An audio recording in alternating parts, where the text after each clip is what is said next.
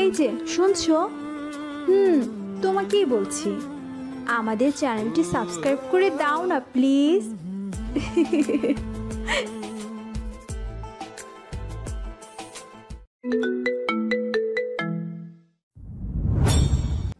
তোমার জন্য কে যেন অপেক্ষা করছে নিচে। ওই অবাক হলো, অবাক কণ্ঠে বলল, কে? বরণী থেকে ধানমন্ডি আসার গল্প। বাহারের হেয়ালি কথায় কপাল কুচকালো ওহি। আর প্রশ্ন না করে সে দ্রুত প্রস্থান করলো রুম থেকে। বাহারও নিজের পকেট থেকে টুকটাক জিনিসপত্র বের করে গোসল করতে চলে গেল। এর আগেও এই বাড়িতে সে 2-1 বার গোসল করেছে, তাই তার টি শার্ট এখানে আছেই। দীর্ঘ 15 মিনিট পর প্রশান্তিকর গোসল দিয়ে বের হলো বাহার। চোখে মুখে তৃপ্তি, কিন্তু বের হয়েই চিত্রার টলমলে চক্ষু যুগল দেখে সে থেমে গেল। তোয়ালে দিয়ে মাথা মুছতে মুছতে প্রশ্ন করলো, কি হয়েছে? চিত্রা উত্তর দিল না, তবে মাথা নিচু করে আগের জায়গায় দাঁড়িয়ে রইল।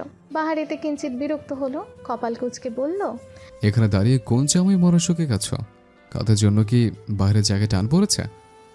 বাহারের দিকে অভিমানী চোখ মেলে তাকালো চিত্রা। হাতের মাঝে চেপে রাখা কাঁঠালি রঙা খামটা মেলে ধরে তাচ্ছিল্য করে বলল, আপনি তবে আমায় ভালোবাসেন না বাহার ভাই? চিত্রার হাতে নিজের অতীব মূল্যবান খামটা দেখে সাথে সাথে ছিনিয়ে নিল বাহার। ধমক দিয়ে বলল, কারো জিনিস জিজ্ঞেস না করে ধরেছো কেন? দুঃখিত বাহার ভাই। বাহার মাথায় তখন দাও দাও করে জ্বলছে আগুন। সে জানে চিত্রা জেনে বুঝে ধরেনি, তবুও তার রাগ কমল না। চিত্রা কেবল এই অপরিচিত বাহার ভাইকে দেখল, যার খামের মাঝে ছিল ভালোবাসার বার্তা সহ চিঠি আর একটা নুপুর আর চোখে ক্রোধ। তুমুল বৃষ্টির ছাঁটে বিরক্ত ওহি। আর কিছু অপ্রয়োজনীয় মিথ্যে অজুহাতে বাহিরে এসে নওশাদের দেখা পাওয়ার পর হতবম্ব সেও। লোকটার ফর্সা ফর্সা মুখ কেমন লাল হয়ে গিয়েছে, অনেকক্ষণ যাবৎ হয়তো ভিজেছে। ওহি দ্রুত গিয়ে নওশাদের মাথার উপর ছাতা ধরল। বৃষ্টির অবাধ্যতায় কতখানি ভিজেও গেল সে। বিরক্ত এবং অবাক কণ্ঠে সে প্রশ্ন করল, আপনি এখানে কি করছেন? ঠান্ডায় নওশাদের নাক মুখ বসে যাওয়ার উপক্রম, তবু অনেক কষ্টে বলল, আপনাকে দেখতে এসেছি। আপনি আমাকে দেখতে বনানী থেকে ধানমন্ডি এসেছেন? বনানী থেকে ধানমন্ডির দূরত্ব জানেন তো? আপনি বনানী থেকে ধানমন্ডির দূরত্ব দেখেছেন, অথচ আমার ভালোবাসার গুরুত্ব দেখছেন না। এ কেমন অবিচার আপনার? দয়া করে না হয় একটু দয়া করুন, আমায় নিয়ে ভাবুন, আমায় একটু না হয় ভালোবাসুন। নওশাদের কণ্ঠে তুমুল আকুলতা। ওহি বিরক্ত হলো। এমন পাগলামো কিংবা বাচ্চামো তার কখনোই পছন্দ না। তবু লোকটা এইসব করছে। ওহিকে চুপ থাকতে দেখে কথা বলল না নওশাদ। আকুতি করে বলল, আমার প্রতি কি আপনার একটু মায়া হয় না? না, হয় না। প্রশ্নের জবাবে ওহির কাট কাট উত্তর। নওশাদ তপ্তশ্বাস ফেলল, ভারিক্কি গলায় বলল, তাহলে এখনই এখান থেকে যান। আমার ভালোবাসার প্রতি যার দয়া নেই, তার যেন আমার প্রতি কোনো করুণা না হয়। নওশাদের কথার এই আকাশ পাতাল পরিবর্তনে প্রায় থতমত খেয়ে গেল ওহি। স্তম্ভিত হয়ে বলল, কি করছেন? টিনেজারদের মতো আচরণ করবেন না। ভালোবাসার আচরণের আবার পার্থক্য আছে নাকি? ভালোবাসা পাওয়ার জন্য আমি গম্ভীর কিংবা টিনেজার হতেও রাজি। আমার এসব পছন্দ হয় না কিন্তু। তাহলে চলুন বিয়ে করি। নওশাদের হঠাৎ এমন প্রস্তাবে ওহি কিং কর্তব্য বিমূঢ়। কথা বলার ভাষা খুঁজে পেল না। কেমন হতবম্ব চোখে তাকিয়ে রইল। অদ্ভুত কণ্ঠে বলল, কি? চলুন না বিয়ে করে ফেলি। ওহি গোল গোল চোখে তাকিয়ে রইল। এই মুহূর্তে নওশাদ ফাইজলামো করছে বলে তো মনে হয় না, কিন্তু কথাটা যে সত্যি সত্যি বলছে তাও বিশ্বাস হচ্ছে না। বনানী থেকে এই রাতে ছুটে এসেছে কি কেবল এই কথাটা বলার জন্য? এতটা পাগলাটে চিন্তা? ওহি তপ্ত শ্বাস ফেলল, শীতল কণ্ঠে বলল, যেখান থেকে আসছেন সেখানে ফিরে যান। এসব করে আমার মনে বিরক্তের সৃষ্টি করছেন, তাছাড়া আর কিছুই না। কোথায় ফিরে যাওয়ার কথা বলছেন? যেখান থেকে এসেছি সেখানে ফিরে যেতে হলেও আমার আপনাকেই চাই। আমাকে চান? কেন চাইবেন? ভালো লাগে বলে? না, ভালোবাসি বলে। নওশাদের সহজ স্বাভাবিক উত্তরে ওহির তেজের ভাটা পড়ল। হাল ছেড়ে দেওয়া ভাবে বলল, আচ্ছা, মানলাম ভালোবাসেন বলে। তা ভালোবাসলেই কি পেতে হবে এমন কোনো কথা আছে? ইতিহাসে এমন কতই তো হয়েছে যে তুমুল ভালোবাসার পরও একজন আরেকজনকে পায়নি। তাহলে আপনারই কেন পেতে হবে? ইতিহাসে বিচ্ছেদ ছিল বলে আমিও অপ্রাপ্তি রাখবো তা ভাবছেন কেন? বারবার ইতিহাসের পুনরাবৃত্তি ঘটাতে হবে তারও কোনো মানা নেই। ইতিহাস যারা রটেছে তারাও মানুষ। তারা না হয় রটেছে অপ্রাপ্তির ইতিহাস, আমরা না হয় রটাবো প্রাপ্তিরটা। আমায় পেয়ে কি আর এমন হবে বলুন?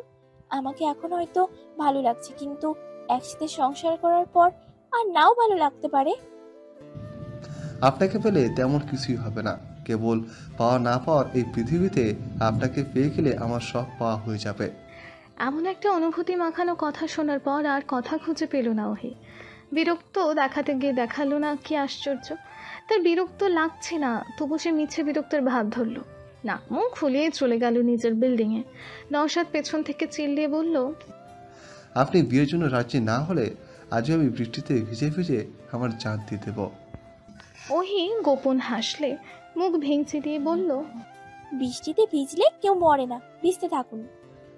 বৃষ্টিতে না মরলেও আপনার ওই হাসিতে ঠিকই মরেছি। ওহি আর পিছু ফিরল না, চলে গেল নিজের ফ্ল্যাটে। নওশাদের কথাটা সে নেহাতি হাওয়ায় উড়িয়ে দিল। ভাবলো নওশাদ হয়তো মজা করেই বলেছে, কিন্তু অপরদিকে নওশাদ নাছরবান্দা তা যে জানে আর নেই রমণীর। মন খারাপের আকাশে বিদ্রোহ ঘোষণা করলো অভিমানেরাও। চিত্রা বাহারের তীক্ষ্ণ কথা হজম করে চুপ করেছিল, কিন্তু তার চেয়েও বেশি তাকে চুপ করিয়েছে বাহারের আনা অন্য কারোর জন্য নূপুরার চিঠি। চিঠিটা পড়তে পারেনি, তবে যতটুকু দেখেছে মুগ্ধতা ভরা ছিল। কারো জন্য খুব যত্নে লিখেছিল চিঠিটা। বাহার চিত্রাকে ছাড়াও অন্য কারো কথা চিন্তা করছে ভাবলেই অষ্টাদশীর বক্ষ মাঝে তুমুল তোলপাড় শুরু হয়। প্রিয় মানুষের ক্ষেত্রে আমি একটু বেশি স্বার্থপর হই। সব ভাগ করা মানুষটাও প্রিয় মানুষের ভাগ সহ্য করতে পারে না, কিন্তু বাহার ভাইকে তা জানিয়ে লাভ নেই। মানুষটা তো এমনই, অনুভূতি বুঝলেও প্রকাশ্যে তার মূল্য দেয়নি কভু। অথচ সেই বাহার ভাইয়ের জন্যই অষ্টাদশীর এত হাহাকার। ভরপেট খাওয়া দাওয়ার পর ড্রয়িং রুমে ছোট্টখাটো এক আড্ডার আসর বসলো, কিন্তু চিত্রার মন বসলো না সেই আসরে। সে কাজের নাম দিয়ে উঠে চলে গেল। তখনও প্রকৃতিতে ভরা বর্ষণ।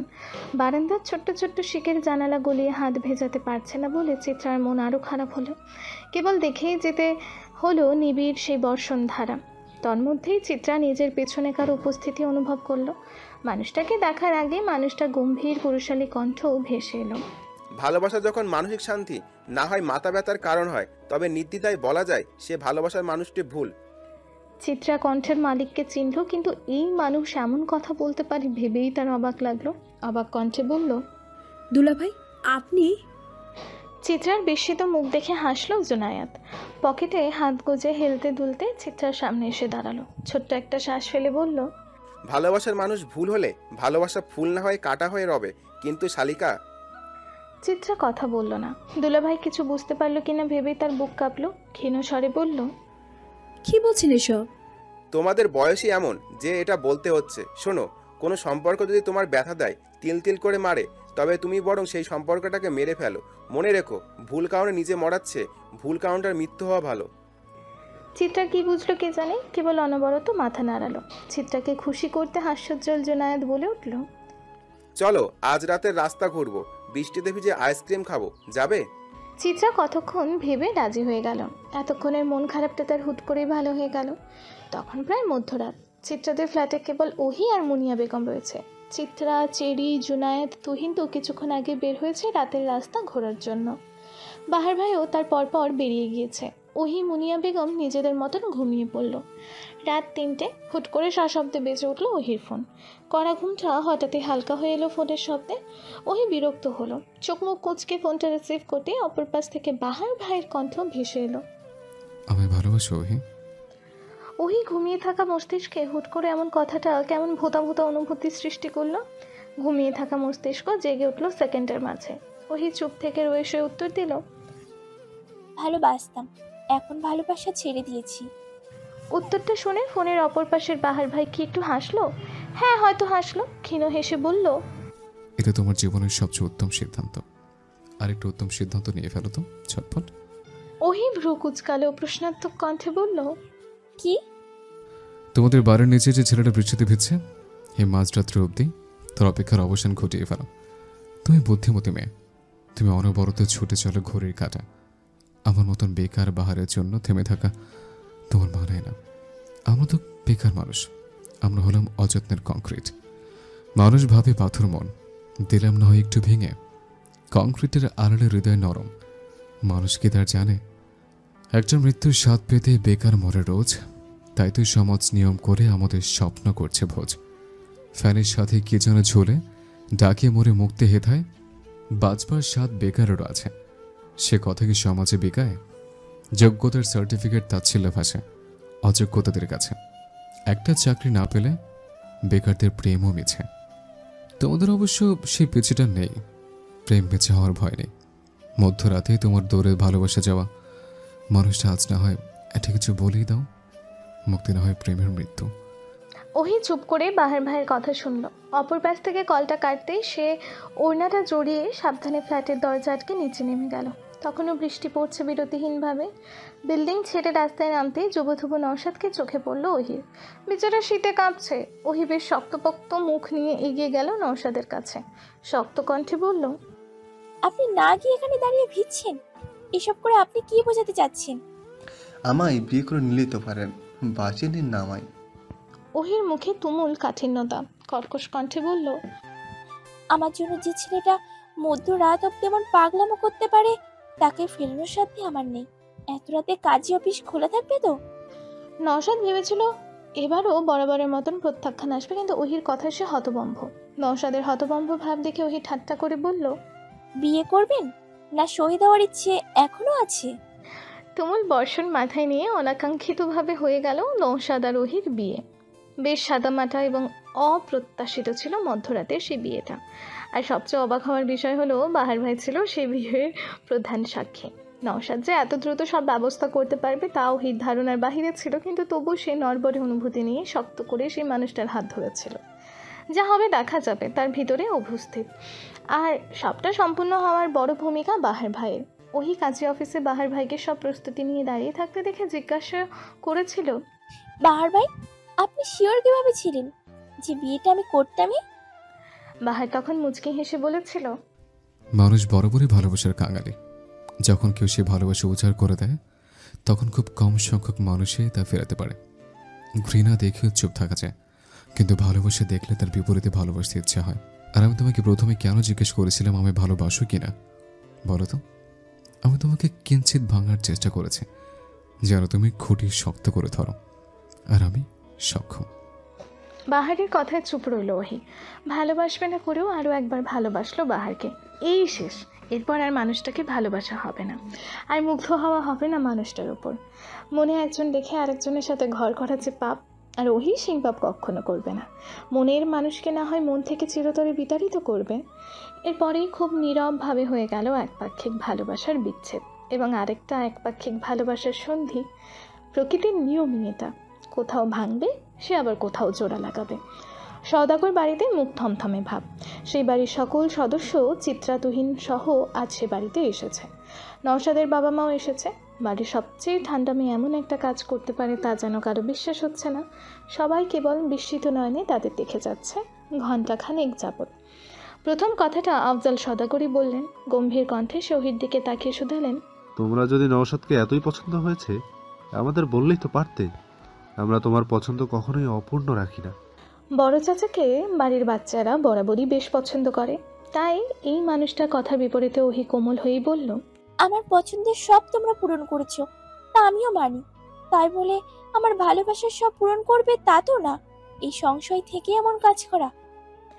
ওহির উত্তরে আফজাল সওদাগর তপ্ত শ্বাস ফেললেন, কিন্তু পরের কথাটা উচ্চারণ করলেন অবনী বেগম। কাটকাট কণ্ঠে বললেন, তোমার ভালোবাসাও আমরা অপূর্ণ রাখতাম না। ও তাই নাকি? সাইকোলজি পড়তে চেয়েছিলাম, যেটা আমার ভালোবাসা ছিল। তোমরা ভর্তি করে দিয়েছিলে বাংলায়। 6-7 বছরে আমি আবদার করেছিলাম তোমাদের সাথে থাকার। ঠাঁই হয়েছিল আমার হোস্টেলে। এভাবেই পূরণ করতে, তাই না? মেয়ের তাচ্ছিল্যমাখা কণ্ঠে মাথা নত হয়ে এলো অবনী বেগমের। মেয়েকে সে যখন হোস্টেলে দেয় তখনও তার কাছে জীবনের মানে ভিন্ন ছিল। আজকের অবনী বেগম আর তখনের অবনীর পার্থক্য অনেক, কিন্তু মানুষের তার জানলো কই। ওহি, তোমার মায়ের সাথে এভাবে কথা বলছো কেন? নুরুল সওদাগরের গম্ভীর কণ্ঠে ওহির তাচ্ছিল্য ভাব আরও বিস্তৃতি লাভ করলো। খুব করে মানুষটাকে দুটো কথা শোনাতে ইচ্ছা হলো, কিন্তু সে শোনালো না। যতই হোক, নওশাদ এবং তার বাবা মা সওদাগর বাড়ির মেহমান, তাদের সামনে এমন আচরণ শোভনীয় না। নওশাদের বাবা মা এতক্ষণ চুপই ছিল। সওদাগর বাড়ির কথা কাটাকাটি থামার অপেক্ষায় ছিলেন হয়তো তারা। তাই তো সওদাগর বাড়ির মানুষদের কথা থামতেই মুখ খুললেন নওশাদের মা নওরিন। তুমুল আশ্চর্যের সাথে প্রশ্ন করলেন, নওশাদ, তুমি হুট করে এমন সিদ্ধান্ত কেন নিলে? হুট করে তো নেইনি মা, তোমাদের তো জানিয়েছিলাম, কিন্তু তোমরা আমাকে কোনো পজিটিভ উত্তর দিতে পারোনি, তাই বাধ্য হলাম। কেবল একবার জানিয়েছিলে। মানুষ দিনের পর দিন অপেক্ষা করে বাবা মাকে মানায়, অথচ ইতিহাসে তুমি একমাত্র ছেলে যে একবার মাত্র কথা কাটাকাটি করে বিয়ে করে ফেলেছ। কি অদ্ভুত! বিয়ে তো করো মা, কোনো অপরাধ তো না। তো এত মানামানির কথা আসছে কোথা থেকে? আমি কিংবা ওহি দুজনই প্রাপ্তবয়স্ক, তাই তোমাদের এমন অদ্ভুত আচরণ শোভা পাচ্ছে না। দেখলে তোমার ছেলের কথা শুনলে মায়ের সাথে কেউ এভাবে কথা বলে? নওরিন খাতুনের স্বামীর প্রতি অভিযোগ। ইলিয়াস খান মিনমিনে কণ্ঠে বলল, যা হয়েছে তা কি বদলাতে পারবে? এর চেয়ে মেনেই নাও। স্বামীর জবাবে হতাশ নওরিন। তিনি ভেবেছেন তার স্বামী হয়তো তার পক্ষ থেকে কিছু একটা হলেও বলবে। তার হলো কই? হতাশার শ্বাস ফেলে তিনি বললেন, এমন হুটহাট বিয়ে আমি মেনে নিতে পারছি না। এখন করণীয় আলাদা থাকবো? ছেলের ঝটপট উত্তরে ব্যথিত দৃষ্টি নিয়ে তাকান নওরিন খাতুন। 10 মাস 10 দিন যেই ছেলেকে গর্ভে ধারণ করলো, ছেলে ভূমিষ্ঠ হওয়ার পর এতগুলো বছর যে মা বুকে আগলে রাখলো, একটা মেয়ের জন্য সে মায়ের মুখের ওপর এমন প্রশ্ন হয়তো একটা সন্তানই করতে পারে। কী আর করার, যুগ বদলের খেলায় এসব হয়তো স্বাভাবিক। সেক্ষেত্রে কিছুটা রাগ এই মেয়েটার ওপরও বর্তাচ্ছে। কিছুটা সময় মৌন থেকেও নয়রন খাতুন তপ্ত শ্বাস ফেলে বললেন, আমার কখনোই পছন্দ ছিল না অহি, কিন্তু আমার ছেলে আবার ওকেই পছন্দ। যা হওয়ার হয়ে গেছে। আমার পছন্দ অপছন্দের কিছুই আটকাবে না। আমি না চাইলেও আমার ছেলে ওর সাথেই সংসার করবে। আমি জানি আমার ছেলে হয়তো মায়ের প্রয়োজন নেই, অথচ আমি কিন্তু বিয়েটা মেনে নিচ্ছি। তবে আমাদের বা আপনাদের পরিবারের একটা মান সম্মান আছে। সেই মান সম্মানের ভিত্তিতে আমি চাচ্ছি বিয়েটা আবার বড় করে দিতে। মায়ের কথায় নওশাদের মুখটা ছোট হয়ে এলো। মা যে তার কষ্ট পেয়েছে তাও বুঝতে পারলো সে, কিন্তু এমন জেদ না দেখালে হয়তো পরিস্থিতি ঘুরে যেত, তাই এমন কঠিন হওয়া। নওরিন খাতুন স্পষ্ট কথার ধাঁচ ওহির বেশ ভালো লাগলো। মানুষটা হয়তো ওপর ওপর শক্ত, কিন্তু ভেতর ভেতর খুব কোমল। নওরিন খাতুনের প্রস্তাবে রাজি হলেন আফজল সওদাগর। মহিলা যে বেশ বুদ্ধিমতী তার বুঝতে বাকি রইল না কারো। বিয়ের তারিখ ঠিক করা হলো 25 দিন পরে। ওহির মায়ের মতামত নেওয়া হলো। বাড়িতে পড়ে গেল আনন্দের ঢেউ। সব কিছুতে নিরপেক্ষ ভূমিকা পালন করলো রোজা সওদাগর এবং চাঁদনি। না আনন্দ হলেন না অন্য কিছু। ড্রয়িং রুমে উপস্থিত থাকার কড়া নির্দেশ দেওয়ায় তারা কেবল তা পালন করলো, এছাড়া কিছুই না। চিত্রার চেরি তো আনন্দে আত্মহারা, কিন্তু চিত্রা চাইলেও সে আনন্দ দেখাতে পারছে না। এ বাড়িটা যে তাকে পর করেছে। পরের বাড়িতে শোক মানায়, আনন্দ না। অনেকদিন পর নিজের বাড়িতে পা রেখে সংশয় কাঁপছে চিত্রা। যে বাড়িতে একসময় বিনা বাধায় ছুটে বেরিয়েছে, সেই বাড়ির দেয়াল ছুতেও যেন আজ করছে ভয়। কেমন পরপর লাগছে সবটা। বাড়ির সকলে যখন মিষ্টি ভাগাভাগি করতে ব্যস্ত, চিত্রা এক ফাঁকে চলে গেল চাঁদনি আপার কাছে। ছোট্ট থেকে এই অবধি আপা তাকে কম আদর করেনি। আর যদি আপা মুখ ফিরিয়ে থাকে, তবে চিত্রার দায়িত্ব আপার কাছে ক্ষমা চাওয়া। যেমন ভাবনা তেমন কাজ। চাঁদনি নিজের ঘরে কিছু জামাকাপড় গোছাচ্ছিল, তার মধ্যেই ঘরের দরজায় ঢোকার শব্দ। ক্ষীণ শব্দে চিত্রা বলল, আসবো? চাঁদনি একবার পলক ঝাপটিয়ে চিত্রার দিকে তাকিয়ে নিজের কাজে মনোযোগ দিয়ে বলল, আয়। চিত্রা আসলো। ছোট ছোট পা ফেলে ঘরে থাকা চেয়ারটাতে বসলো। বুকে তখন তার তুমুল ঝড়। এত কাছের বড় আপার সাথে কথা বলতেই হাত পা তার কাঁপছে। তবু সে বলল, কেমন আছো আপা? যেমন চেয়েছিলি। বড় আপার কাটকাট উত্তরে মনে মনে হোঁচট খেলো চিত্রা। কণ্ঠধ্বনি বারবার জড়িয়ে এলো, তবু সে ক্ষীণ স্বরে বলল, আমি তো ভালোই চেয়েছিলাম আপা। তাহলে আর কি, ভালোই আছি। চিত্রার কথা আগানোর শক্তি পেল না। কত কথা সাজিয়ে এসেছিল, কিন্তু এখন সব অগোছালো হয়ে গেছে। ঘরে দুজন মানবী চুপ হয়ে রইল। কত কথা বলতে চেয়েও বলা হলো না। শেষমেশ চিত্রা মনেই লুকিয়ে রাখা প্রশ্নটা করেই বসলো, আপা, দুলা ভাইয়ের সাথে তোমার সব ঠিক আছে তো? চাঁদনির হাত থেমে গেল সাথে সাথে। কিন্তু উত্তরটা সাথে সাথে এলো না। এলো 2-3 মিনিট পর। হৃদয় ছাড়খাড় করা উত্তর সেটা। চাঁদনি আপা অসহায় কণ্ঠে বলল, আমার মায়ের রাগ আমার উপর না মেটালেও পারতি। আমি তোমায় ইচ্ছে করে কষ্ট দিতে চাইনি বড় আপা। চিত্রার মাথা নত হয়ে এলো। বড় আপা তাচ্ছিল্য করে বলল, এত জোরে ধাক্কা কি মানুষ অনিচ্ছাকৃত দেয়? আমার তো জানা ছিল না। বড় আপার কথায় চিত্রার চক্ষুদয় বড় বড় হয়ে গেল। অবাক কণ্ঠে বলল, আমি তো ধাক্কাই দেইনি তোমায়, কেবল হাত ঝাড়া দিয়েছিলাম। থাক সেসব কথা, আমি তবুও দোয়া করি তুই যেন তোর স্বামী সন্তান নিয়ে সুখে থাকিস। বড় আপার দোয়ার আড়ালে কি গোপন অভিশাপের ছোঁয়া ছিল? চিত্রার মনে কেমন খচখচ করলো বড় আপার কথা। সে তো আপাকে ধাক্কা দেয়নি তাহলে। তন্মধ্যেই নিচ থেকে হইচই ভেসে এলো। নুরুল সওদাগরের কণ্ঠ শোনা যাচ্ছে তুমুলভাবে। চিত্রা এবং চাঁদনি অপেক্ষা না করেই ছুট লাগালো। বাহার ভাইয়ের ঘর ফাঁকা, তার অবহেলায় বিছানা শূন্য, পড়ার টেবিলে যত্নের বইগুলোও নেই।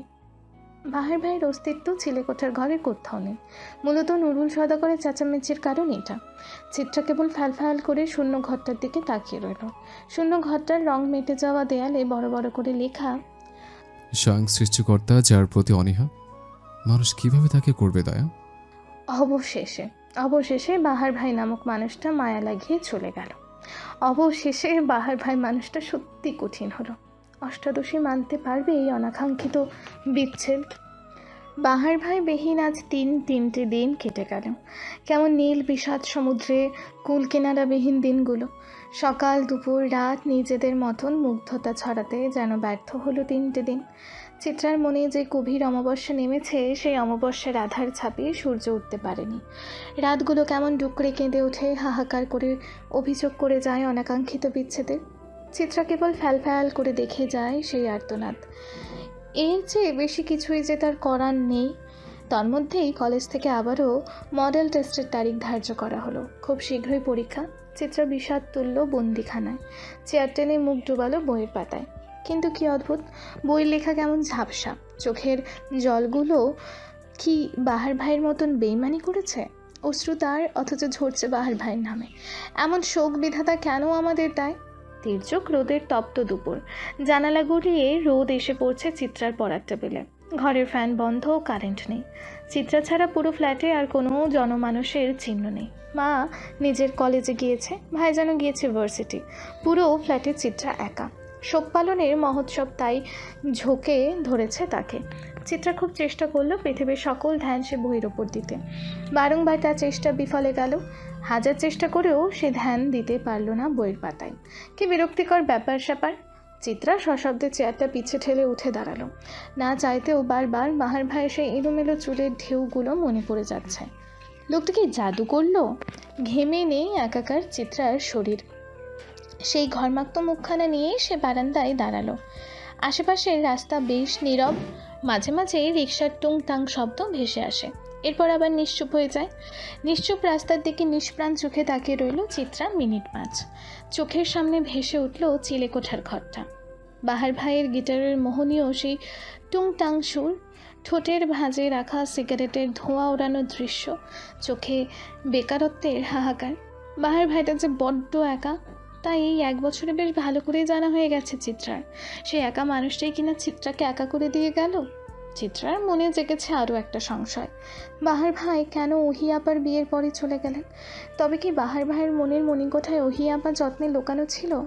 নিজের ভাবনায় নিজেই কেঁপে উঠল। না, বাহার ভাইয়ের মনে অন্য কারো ঠাঁই আছে ভাবলেই কেন যেন বুক মোচড় দিয়ে ওঠে, কেমন ব্যথা ব্যথা লাগে। ওহি আপার মনে যে বাহার ভাই আছেন, সেটা কি চিত্রা জানতো না?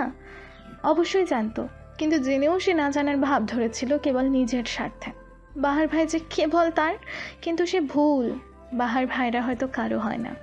বাহার ভাইদের ভালোবেসে প্রতিটা নারী ওহি হয়ে রয়ে যায়। বাহার ভাইরা বিশাল জীবনের অপ্রাপ্তি হিসেবেই হয়তো সাদা থেকে যায়।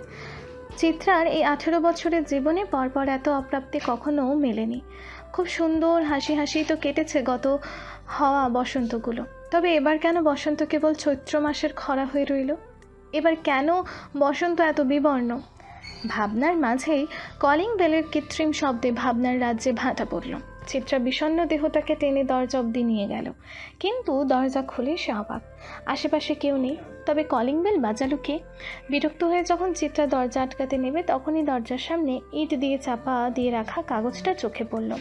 চিত্রা খানিকটা কৌতূহলবশত কাগজটা কুড়িয়ে নিল, আশপাশে বেশ ভালো করে চোখ বুলিয়ে দরজাটা আটকে দিল। হাতের কাগজটা নিয়ে এসে আরাম করে বসলো নিজের খাটে। কাগজটা মিলত কেবল কাগজ না, চিঠিও বলা চলে। কাগজটা মিলে ধরতে অসম্ভব মুগ্ধতা ভরা লেখা জল করে উঠল। চিঠির শুরুতেই প্রিয় রঙ্গনা শব্দটা দেখে সে বিমূঢ় হয়ে গেল। 2-3 বার চিঠির সম্বোধন করা শব্দটায় চোখ বোলালো। তার বাহার ভাই এসেছিল? এই চিঠি কি তবে বাহার ভাই দিয়ে গেল? চিত্রা চিঠি হাতে নিয়ে আবারও বারান্দার দিকে ছুটে গেল বাহার ভাই দেখা পাওয়ার আশায়। কিন্তু চিত্রার এমন আশা পূরণ হলো না। হাজার ছটফট করে মন নিয়ে, আকাঙ্ক্ষা নিয়েও সে দেখতে পেল না বাহার ভাইকে। মন খারাপ হলো তার। তুমুল মন খারাপ নিয়ে সে চিঠিটা পড়া শুরু করলো। প্রিয় রঙ্গনা, আমি জানি চিঠির শুরুর সম্বোধনটা দেখে তুমি তুমুল আগ্রহে আমায় খুঁজবে। এই মুহূর্তে তুমি তাই করছো, তাই না? তুমি তো বোকা কেন গো? যখন আমার অনুভূতি তোমার হাতের মুঠে, তখন আমার উপস্থিতি দিয়ে কি আসে যায়? তুমি অনুভব করলেই তো দেখতে তোমার হাতের মুঠোয় ওই চিঠির ভাঁজে আমি আছি। অথচ তুমি তো তত চালাক না। চালাক হলে কি আর আমার অত কাঠখড় পড়াতে হতো? তুমি নাকি পড়াশোনায় শিখিয়ে তুলে মন খারাপের উৎসবে মেতেছ। এমন হেলাফেলা করলে বাহার ভাইয়ের রিক্সার খরচ দেব কিভাবে? বাহার ভাইয়ের ভাগ্যে তো চাকরি নেই। এখন যদি রঙ্গনও কিছু করতে না পারে, তবে আমাদের সংসার হবে কি করে? বুঝলি রঙ্গনা, তুই বড্ড বোকা।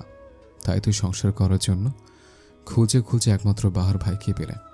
জেনে শুনে কেউ নিজের পায়ে কোরল মারে বলো তো? আমায় চেয়ে বড্ড ভুল করলে রঙ্গনা। আমার চাইলে কেবল দুঃখের উৎসব পাবে, আমায় পাবে না। তুমি কি বিশ্বাস করো তোমার বাহার ভাই কেন খারাপ কাজ করতে পারে? তুমি কি বিশ্বাস করো তোমার বাহার ভাই কোনো খারাপ কাজ করতে পারে? আমি জানি তুমি তোমার বাহার ভাইকে এতটাই বিশ্বাস করো যে কখনো তাকে ভুল বুঝবে না। কিন্তু খুব শীঘ্রই হয়তো তোমার সে বিশ্বাসের আয়না চূর্ণ বিচূর্ণ হতে চলছে।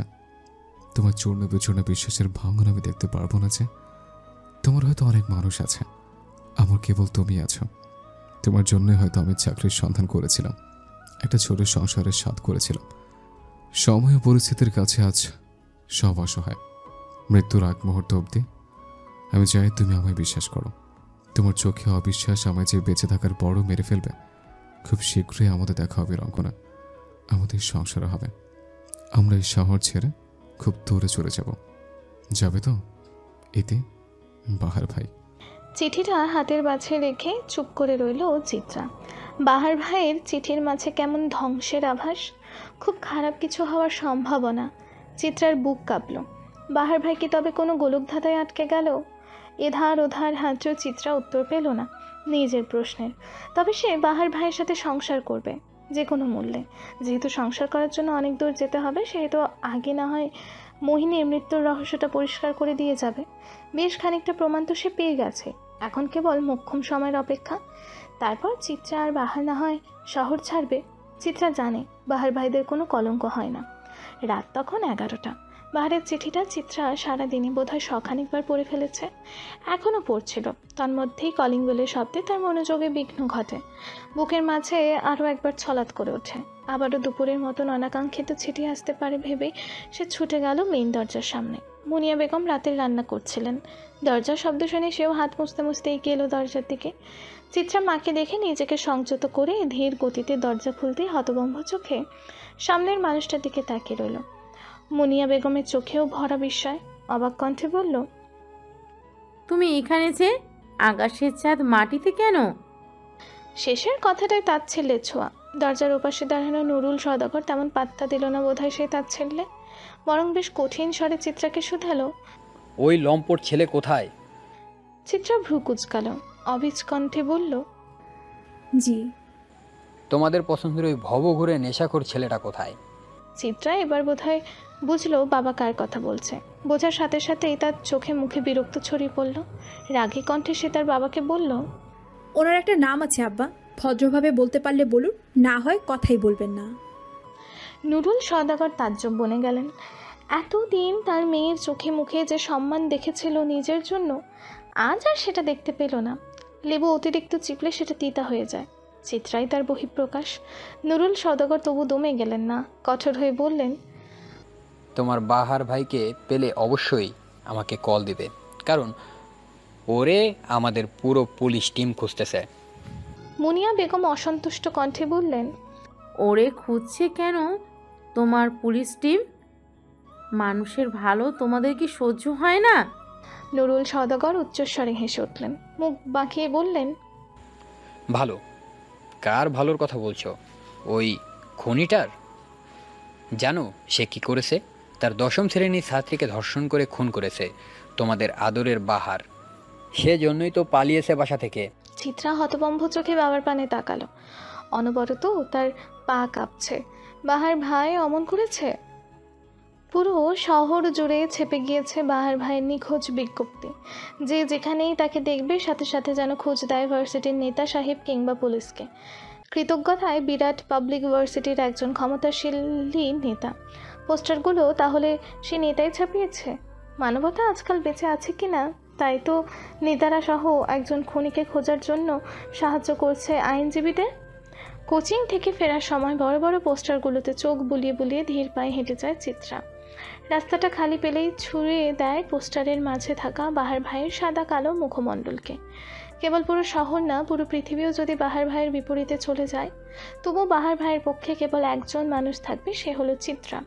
পুরো দুনিয়া তার কাছে মিথ্যা, কারণ সে জানে তার বাহার ভাই একমাত্র সত্য। তন্মধ্যেই চিত্রার কাছে থাকা তার স্মার্টফোনখানা সশব্দে বেজে উঠল। চিত্রা রয়ে শুয়ে কল তুলতেই ওহির চিন্তিত কণ্ঠ ভেসে এলো, কই তুই? সবাইকে বললে একত্রিত করতে, এখন দেখি তোরই খবর নেই। চিত্রা ক্ষীণ কণ্ঠে জবাব দিল, এই তো রাস্তায় আসছি। চিত্রার কাছ থেকে উত্তর পাওয়ার পরও ওহি ফোনটা কাটল না। তখনও ফোনে হুড়মুড় করে বাড়ছে সেকেন্ডের হিসাব। চিত্রাও কাটল না ফোন, কারণ সে জানে ওহি আপা কিছু বলার জন্য সময় নিচ্ছে। সেও চুপ থেকে সময় দিল। সেকেন্ডের কাটা পেরিয়ে যখন মিনিটে গেল, তখন ওহি ধীর কণ্ঠে বলল, তুই ওকে বিশ্বাস করিস? বাহার ভাই এমন কাজ করেছে? রাতের আকাশে কখনো সূর্য ওঠে আপা? চিত্রার অদ্ভুত প্রশ্নে হয়তো থতমত খেল ওহি, তাই তো বিস্মিত কণ্ঠে জিজ্ঞেস করলো, কি বলছিস? উত্তর দাও আগে। রাতের আকাশে কখনো সূর্য ওঠে? না। কেন ওঠে না? এমন গুরুত্বপূর্ণ প্রশ্নে চিত্রা এহেন কথায় বিরক্ত হলো ওহি। অধৈর্য কণ্ঠে বলল, এটা অসম্ভব, তাই ওঠে না। তেমনি অসম্ভব আমার বাহার ভাইয়ের নামে ছড়ানো কলঙ্কের সেই কাজটা। চিত্রার উত্তরে হয়তো তাজ্জব বনে গেল ওহি। এই মেয়েটা যে ঘুরিয়ে পেঁচিয়ে এমন জবাব দেবে তা যেন তার ধারণার বাহিরে ছিল। তবে মনে মনে বেশ খুশি হলো সে। প্রশান্তি মাখানো কণ্ঠে আত্মবিশ্বাসের সাথে বলল, কি বলে মনোভাবটা নিজের মাঝে রাখবি, তবেই হবে। তুমি রেখেছো তো আপা, তুমি নিশ্চয়ই এমন বিশ্বাস পুষে রেখেছো, তাই না? চিত্রার প্রশ্নে আবারও হোঁচট খেল ওহি। আমতা আমতা করে বলল, বাহার ভাই বিশ্বাসযোগ্য মানুষই, তাই এটা ভাবাও স্বাভাবিক। বাহার ভাই তো ভালোবাসার যোগ্য মানুষও, তবে ভালোবাসলে না কেন? চিত্রার প্রশ্নে কেঁপে উঠল ওহি। মেয়েটা আজ কথায় কথায় জব্দ করার খেলায় নেমেছে। কি সুন্দর সহজ সরলভাবে কঠিন একটা প্রশ্ন করে ফেলল। কিন্তু ওহিও কম বুদ্ধিমতী না, তার উপর সাইকোলজির ছাত্রী। চিত্রার যে মতিগতি চলছে বর্তমানে তা বুঝতে খুব একটা বাকি রইল না তার। তবে সে চিত্রার মন মতন উত্তর দিল না, বরং ঘুরিয়ে পেঁচিয়ে বলল, সবাই যোগ্যতার মূল্য দিতে পারে না, তাই হয়তো বাহার ভাই ভালোবাসা পাওয়ার যোগ্য হয়েও ভালোবাসা পায়নি। চিত্রা হাসলো। ওহি আপা যে খুব চালাক তা সে ভালো করেই জানে। তবু আরেকটু বুদ্ধির পরীক্ষা করে নিল। সে জানতো ওহি আপা কখনো ভালোবাসা স্বীকার করবে না। যা পায়নি, যা পাবে না, তা পাওয়ার আকাঙ্ক্ষা প্রকাশ করাও এক ধরনের বোকামি। আর ওহি আপা বোকামি খুব কমই করেন। সওদাগর বাড়ির ড্রয়িং রুমে গভীর নিস্তব্ধতা। আজ বাড়ির মধ্যমণি হলো চিত্রা। এই মেয়েটার চোখে মুখে আজ কেমন উপচে পড়া রহস্য, কিছু অদ্ভুত ঘটনা ঘটার সম্ভাবনা। সোফায় যার যার মতন অবস্থানরত আছে সওদাগর বাড়ির সদস্যরা। রোজা সওদাগরের মুখ আগের মতোই ভার ভার। চিত্রা সোফার খালি জায়গাটাতে এসে বসলো। তুহিন, জুনায়েদও আছেন এখানে উপস্থিত। চিত্রা এমন রহস্যময় নিশ্চুপতায় বিরক্ত হলেন নুরুল সওদাগর। তার গুরু গম্ভীর কণ্ঠে বললেন, কি সমস্যা তোমার? আমাদের সময়ের কি কোনো দাম নেই তোমার কাছে? হেয়ালি করছো কেন? চিত্রা বাবার কথাকে তেমন একটা পাত্তা না দিয়ে সোফায় আয়েশ করে হেলান দিয়ে বসলো। তারপর অদ্ভুত কণ্ঠে বলল, আব্বু আপনি কখনো আমায় ভালোবাসেননি কেন? এমন সময় চিত্রার এমন প্রশ্নের জন্য সবাই হয়তো প্রস্তুত ছিল না। নুরুল সওদাগরও খানিক থতমত খেয়ে গেল। বিস্ফোরিত নয়নে তাকিয়ে রইল মেয়ের পানে। সে হয়তো বোঝার চেষ্টা করছে তার মেয়ে কী বলতে চাচ্ছে, কিন্তু বুঝতে সক্ষম হলো না কেউ। সবারই হতভম্ব অবস্থা দেখে ক্ষীণ হাসল চিত্রা। কেমন গুমোট পরিস্থিতি তৈরি করে বলল, জানেন আব্বু, আমি হয়তো একমাত্র মেয়ে যে আব্বুর ভালোবাসা পাওয়ার জন্য নিঃসন্দেহে জান কোরবানি দিয়ে দিতাম। কিন্তু আপনি তো ভীষণ শক্ত পাথর। আমার জানো আপনার দম্বের কাছে খুবই তুচ্ছ। আমাকে অপছন্দের কারণ কি কেবল মাত্রই আমার জন্ম পরিচয়? চিত্রা, মায়ের কণ্ঠে বিস্ময়, ডাকের মাঝে ধমক। চিত্রা তাকালো মায়ের দিকে, মুচকি হেসে বলল, আজ আমি না হয় একটু বলি আম্মু। জানো আম্মু, আব্বু আমায় একটুও ভালোবাসেনি। আমার কত খারাপ লাগতো, কত কান্না করতাম, কত আল্লাহর দরবারে দোয়া করতাম কেবল আব্বু যেন আমায় একটু ভালোবাসে। কিন্তু আব্বু আমায় ভালোবাসেনি আম্মু। আল্লাহ এরপর যদি কাউকে সেজদা দিতে বলতো তাহলে সেই সেজদাটা আমি আব্বুকে দিতাম, অথচ সেই আব্বুই কিনা আমায় ভালোবাসলো না।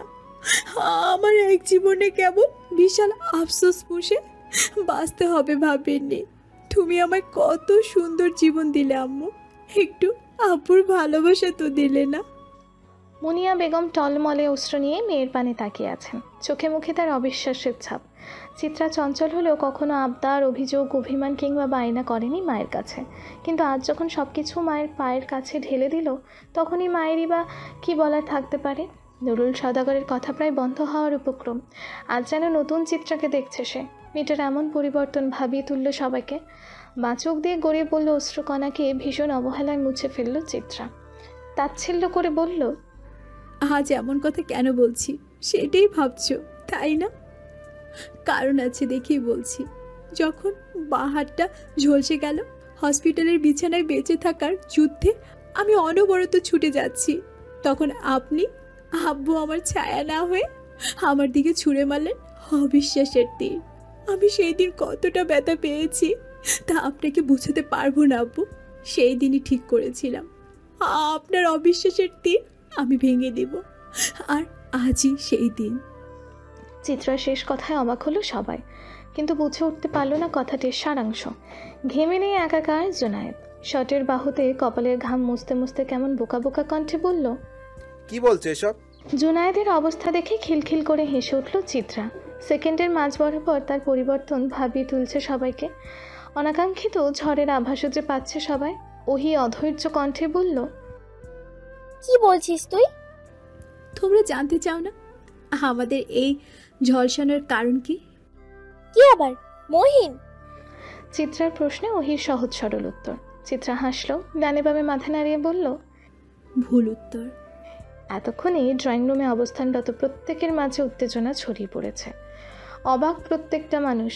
চিত্রার কথার অর্থ যেন বুঝছে না কেউ। ধৈর্যের বাঁধ ভাঙল এবার তুহিনের। উৎকণ্ঠিত হয়ে বলল, তবে কে করেছে তোদের সাথে এমন? চিত্রা হেলতে দুলতে জুনায়েদের কাছে এসে বসল।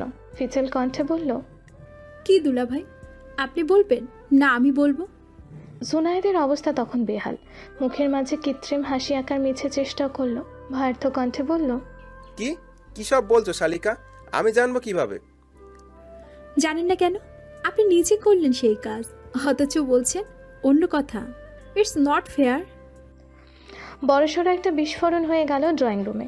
সমস্যারে সবাই চেঁচিয়ে উঠে বলল, ছি। চিত্রা চোখে মুখে এতক্ষণের ঠাট্টা জায়গায় ছড়িয়ে গেল কাঠিন্যতা। দৃঢ় কণ্ঠে জুনায়েদের দিকে তাকিয়ে বলল, আপনি আমাদের সাথে এমনটা কেন করেছেন দুলা ভাই? জুনায়েদ ততক্ষণে ঘেমে নিয়ে একাকার। উপস্থিত মানুষগুলো প্রতিক্রিয়া দেখাতে ভুলে গেল। একবার জুনায়েদ আর একবার চিত্রার দিকে তাকালো তারা। তন্মধ্যেই চাঁদনি সোফা ছেড়ে ধপ করে উঠে এলো। মুখ চোখ তার লাল। রাগে দিশেহারা হয়ে সে চিত্রার গালে চর বসানোর জন্য হাত তুলতেই তার হাত ধরে থামিয়ে দেয় চিত্রা। মুখে আগের ন্যায় হাসি বজায় রেখে বলল, আরে আপা থামো, এত তাড়াতাড়ি চটটা ওয়েস্ট করো না। বলা তো যায় না, অন্য কারোরও প্রয়োজন হতে পারে। চাঁদনি ফুঁসে উঠল, ধমক দিয়ে বলল, তুই কেমন মেয়ে রে চিত্রা? তোকে এত আদর করেছি আমি, অথচ তুই কি না আমার মায়ের আচরণের রাগ আমার আর আমার স্বামীর উপরে ওঠাচ্ছিস। এসব মিথ্যে বলে? এই তোর আচরণ? চিত্রার হাসি হাসি মুখ থমথমে হলো, শক্ত কণ্ঠে বলল, তোমার মায়ের প্রতি বা তোমার প্রতি আমার কোনো রাগ নেই। একটা সময় এবারে নুন খেয়েছি, তাই তার গুণ গাইতেই হবে। আমি যা বলছি তা এক বিন্দুও মিথ্যে নয়। আগে শুনবে, তারপর যা বলার বলবে। চিত্রার মুখে ঝিলিক দেওয়া আত্মবিশ্বাস দেখে চাঁদনির তরতাজা টকবগে রাগটা মিয়ে এলো। ধীর কণ্ঠে বলল, আচ্ছা বল, কি বলবি? চিত্রা ছোট শ্বাস ফেলে, জুনায়েদের দিকে তাকিয়ে তাচ্ছিল্য হাসি দেয়। অতঃপর নিজের বড় চাচা আফজাল সওদাগরের দিকে তাকিয়ে প্রশ্ন ছড়ে, চাচা, তুমি কি রফিক মাহমুদ নামে কাউকে চেনো? আফজাল সওদাগর কপাল কুঁচকালেন, কতক্ষণ মনে করার চেষ্টা করলেন এমন নামে কাউকে চেনেন কিনা। অতঃপর ব্যর্থ হয়ে হতাশ স্বরে বললেন, না আম্মু, মনে পড়ছে না। আমি মনে করাচ্ছি, আজ থেকে 20 কিংবা 21 বছর আগে তোমার কোম্পানিতে একজন শ্রমিককে চুরির দায়ে ফাঁসানো হয়। তা নিয়ে অনেক গণ্ডগোল চলে কয়েকদিন। অতঃপর সেই ভদ্রলোক তার গায়ে লাগানো তকমা সইতে না পেরে আত্মহত্যা করে। মনে পড়ল এবার? আফজাল সওদাগরের কুচকানো ভ্রু সোজা হয়। ঘটনা মনে পড়তে সে অনবরত মাথা নাড়াতে নাড়াতে বললেন, হ্যাঁ হ্যাঁ, মনে পড়েছে। সে অনেক আগের কাহিনী। বেচারা নির্দোষ ছিল, কিন্তু ভুল তথ্যের কারণে তাকে হেনস্থা পোহাতে হয় এবং সে এটা মানতে না পেরে আত্মহত্যা করে। কিন্তু এটার সাথে ওটার কি সম্পর্ক? সম্পর্ক আছে চাচা। সেই রফিক মোহাম্মদের ছেলে জুনায়েদ দুলাভাই। আফজাল সওদাগর হতভম্ব দৃষ্টিতে তাকিয়ে রইল, বিস্মিত কণ্ঠে বলে উঠল, কি পাগল হলে নাকি? জুনায়েদের বাবা মারা গেছে 3 বছর আগে। তুমি কি বলছো এসব? আমি মোটেও ভুল বলছি না চাচা। দুলাভাই সেই লোকের ছেলে। আর 3 বছর আগে যেই লোকটা মারা যায় তিনি কেবলমাত্র মহিনের বাবা। চিত্রার রহস্যনামা গোলকধাঁধায় ফেসে সবাই হতভম্ব। ওহি হতভম্ব কণ্ঠে বলল, মানে হলো লতা আন্টি, মানে জুনায়েদ দুলাভাইয়ের মা। রফিক আঙ্কেল মারা যাওয়ার পর আবার দ্বিতীয় বিয়ে করেন এবং সেই ঘরের সন্তান হলো মহিন, তাই না আন্টি? শেষের প্রশ্নটা লতা বেগমের দিকে তাকিয়ে করল চিত্রা। মহিলা রীতিমতো তাজ্জব বনে রইলেন। প্রশ্নটা করলেই ওপর নিচ মাথা নাড়িয়ে ক্ষীণ স্বরে বলল, হ্যাঁ। উপস্থিত সবার মাঝে অবিশ্বাস্যকর পরিস্থিতি। একজন আরেকজনের মুখ চাচাই করছে। এমন কিছু যে থাকতে পারে তা কেউ ঘুণাক্ষরেও টের পায়নি। চাঁদনি আপা ফ্যাল করে তাকিয়ে রইল জুনায়েদের দিকে। বিবশ কণ্ঠে বলল, তারপর বল চিত্রা। চিত্রাও দীর্ঘশ্বাস ফেলে শুরু করলো, খুব সম্ভবত রফিক আঙ্কেল মারা যাওয়ার সময় দুলাভাইয়ের বয়স 6-7 ছিল। তার বাবা এমন মৃত্যু মানতে পারেনি। সে মনের মাঝে পুষে রেখেছিল ভীষণ ক্ষোভ। উপর সে যতটা ভালো মানুষ ছিলেন, ভেতরে ভেতরে তার প্রতিহিংসা তাকে এর চেয়ে বেশি অন্ধ করে দিয়েছিল। যার ফলস্বরূপ বড় হওয়ার পর সেই প্রতিহিংসা পরায়ণের জন্য সে বিয়ে করেছে চাঁদনি আপাকে। চেয়েছিল এই বাড়ির ভিটেমাটি আঁকড়ে ধরে সবাইকে নিঃশেষ করে দিতে, তাই না দুলাভাই? জুনায়েদ জবাব দিল না। মাথা নিচু করে দৃষ্টি নিবদ্ধ করলো ড্রয়িং রুমের মেঝেতে। সবার নিস্তব্ধতা ঠেলে চিত্রাই আবারও বলে উঠল, দুলাভাই সম্ভবত তার মায়ের দ্বিতীয় বিয়ে এবং সেই ঘরের সন্তান মহিনকেও মানতে পারেনি। কিন্তু সময় ও পরিস্থিতির কারণে সে বলতে পারেনি সেটা। তাই তো সবার প্রতি ক্ষোভ মেটানোর সুযোগ পেল আপার 7 মাসের সেই অনুষ্ঠানে। চেরির ভাষ্যমতে চেরির শরীরে হাত দিয়েছিলেন মহিন, যা পরবর্তীতে ওহি আপা নিজের নামে চালিয়ে দিয়েছিল তোমাদের সাথে। আমরাও ঘৃণা করেছি মহিনকে। চেরির কথাতে সত্যতা ধরেছি, আর তার কারণও আছে। কিন্তু পরপর আমাদের উপর অ্যাসিড নিক্ষেপ এবং মহিনের মৃত্যু সব ধোঁয়াশা রেখে দিল। অতঃপর সেদিন বড় অপার সিঁড়ি থেকে পড়ে যাওয়া আমার কলঙ্কের কালি হলো। কিন্তু এখানে এত মানুষকে বিভিন্ন ঘটনা সাপেক্ষে দোষী মনে হলো, দোষগুলো করেছে একজন, সে হলো জুনায়েদ। প্রথমে আসি চেরির ঘটনায়। চেরিকে আদার ঘরে ডেকে নিয়ে মহিন বিশ্রী কাজ করেছে আমরা জানতাম এবং মেনেও ছিলাম। কিন্তু সেই দিন চেরির সাথে দুষ্টুমি করার ছলে জিজ্ঞাসা করতে চেরি বলল সে মহিনের মুখ দেখেনি, পাঞ্জাবি দেখেছিল। সেই অনুষ্ঠান দুলাভাই এবং মহিন একই পাঞ্জাবি পরেছিল, তাই দোষটা দুজনের একজনই করতে পারে। সন্দেহের তালিকা পড়ে গেল দুজনের নাম। অতঃপর কিছুদিন আগে কোচিং থেকে আসার সময় আমি জুনায়েদ দুলাভাইকে দেখি প্রতিতালয়ের একটি গলিতে যেতে। প্রথমে বিশ্বাস হচ্ছিল না, কিন্তু আমি নিজের সাথে সাথে তার পিছে গিয়ে নিজের চোখকে বিশ্বাস করিয়েছি। সব ঘটনাগুলো কেমন আমার মাথায় ঘুরপাক খেতে লাগলো। আপু বলেছিল মাহিন মারা যাওয়ার আগে আমার ফোন দিয়ে তার সাথে কেউ কথা বলেছে। আমি চট করে রেকর্ডিং লিস্টে ঢুকে যাই, আর সৌভাগ্যক্রমে সেই দিনের রেকর্ডিং পেয়ে যাই, যেখানে কণ্ঠে একজন ছিল মাহিন আর একজন ছিল দুলাভাই। তারা কি নিয়ে যেন তুমুল কথা কাটাকাটি করছে। স্পষ্টভাবে বোঝার পর বুঝলাম মাহিন প্রচুর ভয় পেয়েছিল। সে বুঝতে পেরেছিল আমাদের অ্যাসিডের ঘটনা সম্পূর্ণরূপে তার ঘাড়ে গিয়ে পড়বে, তাই সে দুলাভাইকে হুমকি দিচ্ছিল সব বলে দেবে। আর দুলাভাই আমার ফোন দিয়ে কল দিয়েছিল, হয়তো ধরা না পড়ার জন্য, হয়তো সে মহিনের হুমকিতে ভয় পেয়ে খুন করেছে নিজের ভাইকে। কেবল তাই না, দুলাভাই মানসিকভাবে বিপর্যস্ত, তার নারী দোষ আছে, প্রতিতালয়ে তার প্রায় আসা যাওয়া। ড্রয়িং রুম জুড়ে নিস্তব্ধতা, সকলের চোখে অবিশ্বাস্যতা। স্বয়ং লতা বেগম তার ছেলের দিকে সেই অবিশ্বাসের দৃষ্টি নিয়ে তাকিয়ে রইলেন। কণ্ঠ ধ্বনির মাঝেই আটকে রইল শব্দরা। বহু কষ্টে সে উচ্চারণ করল, এসব মিথ্যে, তাই না আব্বা? জুনায়েদ আগের ন্যায় মাথা নিচু করে রইল। সবাই জুনায়েদের উত্তরের আশায় উন্মুখ হয়ে রইল। এই বুঝে জুনায়েদ বলবে সব মিথ্যা, কিন্তু সবাইকে ভুল প্রমাণ করে দিয়ে গম্ভীর কণ্ঠে বলল, সবই সত্যি, একটা শব্দও মিথ্যা না। আমাকে যা ভাবেন সবাই তা আমার ভালো মানসিক আবদল কেবল। আমি ভালো মানুষ নই। আর চিত্রাদের অ্যাসিড নিক্ষেপ করার কাজটাও আমি করিয়েছি। উদ্দেশ্য ছিল চেরি আর অহিকে ঝলসানোর, চিত্রাকে না। আর মহেনকেও খুন করেছি অনিচ্ছাকৃত। আমি ওকে অনেক বোঝানোর চেষ্টা করেছিলাম, কিন্তু ও বুঝেনি। আমি নিজের রাগ সংবরণ করতে না পেরে মেরে ফেলি। অ্যাসিড নিক্ষেপ করা ওই দুই ছেলেকেও আমিই মেরেছি, যেন ওরা আমার বিপদে আনতে না পারে। চেরির সাথে ওটা আমিই করেছি। শেষ কথাটা সম্পূর্ণ হওয়ার আগে সশব্দে চর পড়ে জুনায়েদের গালে। চরটা মেরেছে চাঁদনি। রাগেই তার মুখ লাল হয়ে গিয়েছে, হাত পা কাঁপছে। একদলা থুথু জুনায়েদের উপর ফেলে ঘৃণা ছুড়ে বলল, পিচাস। চিত্রা চাঁদনিকে শক্ত করে ধরল, কম্পিত কণ্ঠে বলল, আপনি সেদিন চাঁদনি আপাকে সিঁড়ি থেকে ধাক্কা দিয়ে ফেলে দিয়েছেন, তাই না? আমি হাতটা কেবল ধীরে ঝাড়া দিয়েছিলাম, কিন্তু আপা বলল আমি নাকি ধাক্কা দিয়েছি। তখন উপরে আমি আর আপনি ছিলাম। আমি যেহেতু কিচ্ছু করিনি, তার মানে আপনি। চিত্রার বাকি কথা বলতে হয় না। জুনায়েদি গম্ভীর কণ্ঠে বলে, আমিই করেছি সে কাজটা। আর এই যে এত দ্রুত সবটা স্বীকার করে নিলাম, কেন জানো? কারণ এত শত বাহানার মাঝেও আমি তোমায় ভালোবেসে ফেলেছি। আবারও চর পড়ল জুনায়েদের গালে। এবার চরটা দিলেন আফজল সওদাগর। রাগে সে হুঙ্কার দিয়ে উঠল, তুমুল এক ধাক্কা দিয়ে বলল, তোর সাহস কি করে হলো আমার মেয়েদের দিকে তাকানোর? তোর চোখ উঠিয়ে ফেলবো। জুনায়েদ কথা বলল না, ঠাঁই দাঁড়িয়ে রইল। আরও কয়েক ঘা প্রহার হলো। হইচই ভরে গেল সওদাগর বাড়ি। পুলিশ কল দেওয়া হলো। লতা বেগম জ্ঞান হারালেন। চাঁদনি কথা বলার শক্তি না পেয়ে ধপ করে বসে পড়ল। তুমুল বিশৃঙ্খলা পড়ল বাড়ি জুড়ে। চিত্রা সেই বিশৃঙ্খলা ঠেলে বেরিয়ে গেল রাস্তায়। রাত 11টায় ব্যস্ত শহরে একা পায়ে হাঁটা শুরু করলো। অনেকটা পথ যাওয়ার পর পুলিশের একটা গাড়ি তার পাশ দিয়ে চলে গেল সওদাগর বাড়ির দিকে। চিত্রা তাচ্ছিল্য হাসল খানিক। গত পরশু রাতেই সে জুনায়েদ দুলাভাইয়ের বাড়িতে প্রবেশ করেছিল পাইপে। ভীতু চিত্রা হুট করেই কেমন সাহসী হয়ে গেল। তৃপ্তি ভরে সে দেখে নিল শহরের রাজপথ। আর তো থাকা হবে না এই শহরে। আর সে বাহার ভাই তো অনেক দূর চলে যাবে সংসার করতে। কালই তারা শহর ছাড়বে। বাহার ভাই আরেকটা চিঠি পাঠিয়ে নির্দিষ্ট ঠিকানা দিয়ে দিয়েছে। সেখানে গেলেই দুজনের দেখা হবে। তারপর চিরতরে বাহার ভাই চিত্রার খুব দূরে চলে যাবে তারা। কিন্তু বাহার ভাই বেছে বেছে কবরস্থানের ঠিকানায় কেন দিল? ধূসর রঙের মেঘেদের আনাগোনা আকাশ জুড়ে প্রকৃতির ভীষণ মন খারাপ আজ। কিন্তু চিত্রার মনে উৎফুল্লতার জোয়ার। কি একটা প্রাপ্তির আনন্দ যেন তার পুরো শহর জুড়ে। অথচ কোথাও মন ভালোর ছেটে ফোটা কারণও নেই।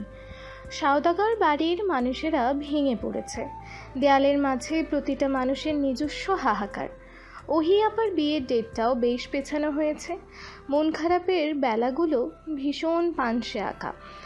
চিত্রা ঘুম থেকে উঠে বেশ সময় নিয়ে গোসল সেরেছে। বেছে বেছে বর্তমান প্রকৃতির সাথে মিলিয়ে ধূসর রঙের জামা বের করেছে। সাদা সালোয়ার ওড়নার সাথে মিলেই কেমন বিষণ্ণ বিষণ্ণ রঙে সাজিয়ে নিল নিজেকে। তার মা চলে গিয়েছে কলেজ। ভাই যেন বাসায় নেই। এটাই মোক্ষম সময় বাহার ভাইয়ের কাছে চলে যাওয়ার। ছোট্ট করে একটা চিরকুটও লিখল সে। পড়ার টেবিলের ওপর কলমদানিটা দিয়ে চাপা দিয়ে যত্ন সহকারে রেখে দিল চিরকুটটা। সে হারিয়ে গেলে আম্মু ভাইজান যে পাগল হয়ে যাবে। তাই তাদের সেই সময়টায় সান্ত্বনার বাণী হিসেবে রেখে গেল চিরকুটটা। চিত্রা জানে সে যাওয়ার পর মা এবং ভাইজান আবারও নিজ গৃহে ফিরে যাবে। আর কতদিন গৃহান্তরে থাকবে? আর যার জন্য গৃহান্তর সেই যদি না থাকে, তবে সেই গৃহান্তরের আর কী বা মূল্য রইল? পুরো ঘরের কোনায় কোনায় একবার হাত বুলিয়ে দিল সে। সব কটা জিনিস চোখ ভরে দেখে নিল। এরপর আর দেখতে যদি না পায়, কবে না কবে আবারও আপন মানুষের ভিড়ে ফিরে আসবে কে জানে। আদৌ ফিরে আসবে কি না? পৃথিবীতে কিছু পেতে হলে কিছু ত্যাগ করতেই হয়। যেমন বাহার ভাইকে পাওয়ার জন্য চিত্রা ছাড়ছে তার পরিবার। কী বা করার? লোকটার যে সে ছাড়া কেউ নেই। তপ্ত এক শ্বাস ছেড়ে পা রাখল সে ফ্ল্যাটের বাহিরে। গন্তব্য তার অজানা, তাতে ক্ষতি কি? পথ সঙ্গী তো তার চেনা। লোকাল বাসের ডান সাইডের 3 নম্বর সারির জানালার পাশের সিটটাতে বসে আছে চিত্রা। জ্যামে ঠাসা রাস্তা। হুড়মুড় করে বাসের ভেতর একজন মহিলা প্রবেশ করে চিত্রার সাথে ফাঁকা সিটটায় বসে পড়ল সে। চিত্রা এক পলক মহিলাটির দিকে তাকিয়ে আবারও দৃষ্টি নিবদ্ধ করল জানালার বাহিরে। কিন্তু হুট করে তার মস্তিষ্কে মহিলাটির মুখের অবয়ব ভেসে উঠল। কেমন পরিচিত মুখ। চিত্রা আবারও ঘাড় ঘোরালো, মহিলাটির দিকে তাকালো। বড্ড পরিচিত লাগলো মহিলাটিকে, অথচ সে এর আগে দেখেনি মানুষটাকে। চিত্রার পাশে বসা মহিলাটা চিত্রাকে এমন তাকিয়ে থাকতে দেখে ভ্রু কুঁচকাল। মিষ্টি হেসে বলল, কি গো মেয়ে, এভাবে তাকিয়ে আছো কেন? চিত্রা বেশ থতমত খেয়ে গেল। আমতা আমতা করেই বলল, না না আন্টি, আসলে আপনাকে বেশ পরিচিত মনে হচ্ছে। তাই নাকি? আমার তো মনে হচ্ছে না এর আগে তোমার সাথে আমার দেখা হয়েছে। না আন্টি, দেখা হয়নি, হয়তো মনের ভুলে। চিত্রার উত্তরে কোমল হাসলেন মহিলা। কিন্তু এবার মহিলাও চিত্রার দিকে তাকিয়ে রইলেন। চিত্রার মুখ চোখ জুড়ে কি যেন খুঁজে বেড়ালেন। অতঃপর কণ্ঠ ধীর করে জিজ্ঞেস করল, তোমার নাম কি? চিত্রা বেশ দোটানায় পড়ল। নাম বলবে কি বলবে না করেও অবশেষে নাম করল, তোফা সওদাগর। নামটা শুনে মহিলাটা স্বস্তির শ্বাস ফেলল যেন। কিন্তু তার মনের মাঝে তখনও তুমুল খচখচ। চিত্রারও কেমন অস্বস্তিতে ভরে গেল শরীর। মহিলাটাকে সে এর আগে দেখেনি, কিন্তু তবু কেন পরিচিত মনে হচ্ছে। তন্মধ্যেই মহিলাটার প্রশ্ন ভেসে এলো, তোমার আর কোনো নাম আছে? ধরো ডাকনাম বা অন্য কিছু। চিত্রা ভ্রু কুঁচকাল। সে তো ইচ্ছে করে ডাকনামটা বলেনি, তাহলে মহিলাটা আন্দাজ কিভাবে করলো যে তার ডাকনাম থাকতে পারে? চিত্রা মাথা দুলিয়ে বলল, চিত্রা, এই নামই ডাকে আমাকে সবাই। চিত্রা নামটা শুনতেই কেমন যেন বিস্ফোরিত নয়নে তাকিয়ে রইল মহিলা। হাতে পায়ে দেখা দিল তার মৃদু কম্পন, শরীরে অস্বাভাবিকভাবে ঘামের উপস্থিতি। মুহূর্তের মাঝে পাশের নারীটি এহেন পরিবর্তনে ভরকে গেল চিত্রা। ব্যতিব্যস্ত কণ্ঠে বলল, কি হলো আন্টি আপনার? ঘামছেন কেন? কোন সমস্যা হচ্ছে? মহিলা কাঁপতে কাঁপতে দুহাতের আঁচলে নিজের মুখটা ঢেকে ফেলল। চিত্রা চোখ মেলে মহিলাটার পা থেকে মাথা অবধি আবারও পর্যবেক্ষণ করল। কালো রঙের ডিজাইনিং শর্ট হাতার ব্লাউজের সাথে মখমলের কালো শাড়ি পরিহিতা রমণীর শুভ্র রাঙা শরীর। ডান হাতে কালো মোটা চেইনের ঘড়ি, চুলগুলো বয়কাট। বেশ সম্ভ্রান্ত ঘরের মনে হলো। এই মানুষটার লোকাল বাসে চড়ার কি দরকার ছিল? চিত্রা চিন্তিত কণ্ঠে আবারও প্রশ্ন করল, আন্টি কি হয়েছে আপনার, বলুন। মহিলাটা নিজেকে অনেকটা সময় নিয়ে ধাতস্থ করলো। অতঃপর সিটের সাথে হেলান দিয়ে চোখ বন্ধ করে বলল, ও তেমন কিছু না, লোকাল বাসে চড়ার অভ্যাস নাই তো, তাই আর কি। তোমার মায়ের নাম মুনিয়া বেগম, তাই না? হ্যাঁ। চিত্রার উত্তর দিয়েছে ঠিকই, কিন্তু কণ্ঠটা তখনও কাঁপছিল। মহিলাটা কি মায়ের কলিগ? মাকে কি বলে দেবে চিত্রার সাথে দেখা হওয়ার কথাটা? এমন অনেক অহেতুক ভাবনায় ভীত হলো চিত্রা। মহিলাটাও অনেক সময় চুপচাপ ছিলেন। অতঃপর অনেকটা পথ যাওয়ার পর উঠে দাঁড়ালেন মহিলা।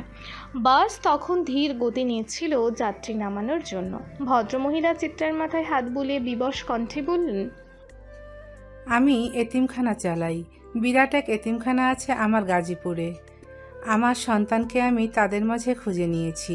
নিজের ইচ্ছায় খুব কম মানুষই পাপী হয়, তবে অনিচ্ছাকৃত পাপের বোঝা তাকে বয়ে বেড়াতে হয় চিরকাল। তোমার এমন গোছালো ভাব দেখে ভালো লাগলো। জীবনের কোনো মোড়ে যেন আমাদের আর দেখা না হয়। তুমি ভালো থেকো, আমার দুহাতের প্রার্থনায়। কথা শেষ হতেই ঝড়ের বেগে নেমে গেলেন ভদ্রমহিলা। চিত্রাও ফ্যালফ্যাল নয়নে তাকিয়ে রইল মহিলাটির যাওয়ার পানে। চিত্রার হয়তো বোধগম্য হলো এখন কেন মহিলাটিকে এত চেনা চেনা লেগেছে তার। নিজের মুখের আদলের সাথে যে সেই ভদ্রমহিলার প্রচুর মিল ছিল, যা চিত্রাকে মস্তিষ্কে হুট করে খেলে গেল। যাকে এই জীবনে দেখতে যাওয়ার কোনো ইচ্ছে সে পোষণ করেনি, আজ যেতে যেতে তাকেই দেখে নিল। চিত্রা ভুলে যাবে এই সাক্ষাৎ। কিছু মানুষের সাথে দেখা না হওয়াই উত্তম, কারণ মানুষ যতটা ক্ষণস্থায়ী তাদের সাথে কাটানো স্মৃতি ততটাই দীর্ঘস্থায়ী।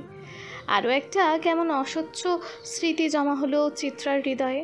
জন্মদাত্রী মানুষটার সাথে স্মৃতি কখনো চায়নি চিত্রা। গা ছমছমে শুনশান এক কবরস্থানে দাঁড়িয়ে আছে চিত্রা।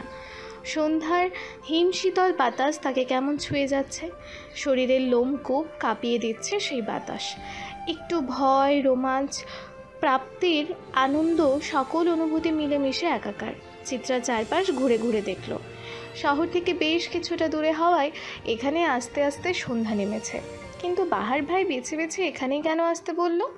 আর বলেছে না হয় মানা যায়, কিন্তু কই মানুষটার টিকিটারও তো দেখা নেই চারপাশে। চিত্রা ক্ষীণস্বরে কয়েকবার ডাকলো, বাহার ভাই, বাহার ভাই আছেন, শুনছেন? কোনো উত্তর এলো না। কেবল বড় বড় তাল গাছ, বটগাছের আড়ালে ঝোপঝাড় থেকে শুকনা পাতার উপর হেঁটে যাওয়ার মরমর শব্দ হলো। চিত্রা শরীরে কাঁপুনি দিল। ভয় এসে আষ্টে পৃষ্ঠে জড়িয়ে নিল তাকে। কিন্তু ওই যে প্রাপ্তির আকাঙ্ক্ষা, সেটা ভয়কেও ছাপিয়ে গিয়েছে। তাই সে আরেকটু গলা তুলে ডাক দিল, বাহার ভাই। এবারও সাড়া পাওয়া গেল না। কবরস্থানে লাগানো হলদেটে লাইটগুলো একটু দুলে দুলে উঠল। চারপাশে অনেক মানুষের উপস্থিতি টের পেল সে। হেঁটে যাওয়ার শব্দ কানে বাড়ি খেলো তার, কিন্তু চারপাশ শূন্য খা। ভয়ে চিত্রার কলিজা শুকিয়ে এসেছে। কাঁপা কাঁপা কণ্ঠে যখন আবারও ডাক দিতে যাবে বাহার ভাইকে, তখনই বাপাশের ঝোপের আড়াল থেকে গুনগুনিয়ে গানের শব্দ শোনা গেল। লোকমুখে শোনা কত রকমের উদ্ভট কথা মনে পড়ে গেল তার। চিত্রা একবার ভাবলো ছুটে বেরিয়ে যাবে এখান থেকে। আবার কি মনে করে সে গেল না। যা হবে দেখা যাবে, কিন্তু বাহার ভাইকে পাওয়ার আশা ছাড়া যাবে না। মনকে শক্ত করে ধীর পায়ে ঝোপের কাজটাই গেল চিত্রা। গানের গলাটা আরেকটু পরিষ্কার হলো, স্বচ্ছ কণ্ঠে শোনা গেল, গর্ভধারিণী মা, জনম দুঃখিনী মা, দুঃখের দরদি আমার জনম দুঃখী মা, আমার মায়ের কান্দন যাবত জীবন, 2-4 মাস বোনের কান্দন রে, ওরে ঘরের পরিবারের কান্দন কয়েকদিন পর থাকে না, দুঃখের দরদি আমার জনম দুঃখী মা, দুঃখের দরদি আমার জনম দুঃখী মা। বাহার ভাই। চিত্রার বিস্মিত ডাক থেমে গেল, কিন্তু বাহার তাকালো না চিত্রার পানে। অনবরত পুরনো এক কবরে হাত বুলিয়ে গেল। চিত্রার চোখে মুখে ছাড়ানো বিস্ময়, কণ্ঠেও অবাক ভাব। বাহার ভাইয়ের কেমন বিধ্বস্ত অবস্থা। পরনে সাদা পাঞ্জাবিটাতে ধুলোই মাখামাখি, গালে অবহেলার দাড়ি, চোখে মুখে কেমন বিধ্বস্ততা। চিত্রা আবারও ডাকলো, বাহার ভাই কি করছেন? মাকে একটু ছুঁয়ে দিচ্ছে। ভাঙা স্বরে বাহার ভাইয়ের উত্তর। বাহার ভাই কি কাঁদছে? চিত্রা গুটি গুটি পায়ে এগিয়ে গেল বাহার ভাইয়ের দিকে। কম্পিত হাতটা রাখলো বাহার ভাইয়ের বাহুতে। তৎক্ষণাৎ বিদ্যুৎ বেগে উঠে দাঁড়ালো বাহার। ধুলো ময়লা ঝাড়তে ঝাড়তে বলল, অবশেষে ঠিকানা চেনে আসলে? আসতে তো হতোই, আমার গন্তব্যের সমাপ্তি তো আপনি। হলুদ নিয়ন বাতির ঝাপসা আলোয় বাহার ভাইয়ের মুখ কেমন চকচক করে উঠল। রহস্য করে হেসে বলল, ভয় লাগছে না তোমার? যদি খারাপ কিছু হয়ে যায়? যতই হোক, মানুষ হিসেবে তো আমি ভালো নই। বাহার ভাইয়ের এহেন কণ্ঠে কিঞ্চিত ভরকে গেল চিত্রা। মৃদু কম্পন বয়ে গেল শরীর জুড়ে। তবুও নিজেকে যথেষ্ট সংযত করে বলল, খারাপ কিছু হবে না, আমার ভরসা আছে। অথচ আমি খারাপ কিছু করার জন্য সওদাগর বাড়িতেই পা রেখেছিলাম। সওদাগর বাড়ির দম্ভ সম্মান ভেঙে চুরমার করে দিতেই তো গিয়েছিলাম। একে তো অনাকাঙ্ক্ষিত জায়গা, তার ওপর বাহার ভাইয়ের অপ্রত্যাশিত কথায় হতবম্ব চিত্রা। তবুও সাহস নিয়ে বলল, আমরা এখান থেকে বেরিয়ে কথা বলি বাহার ভাই।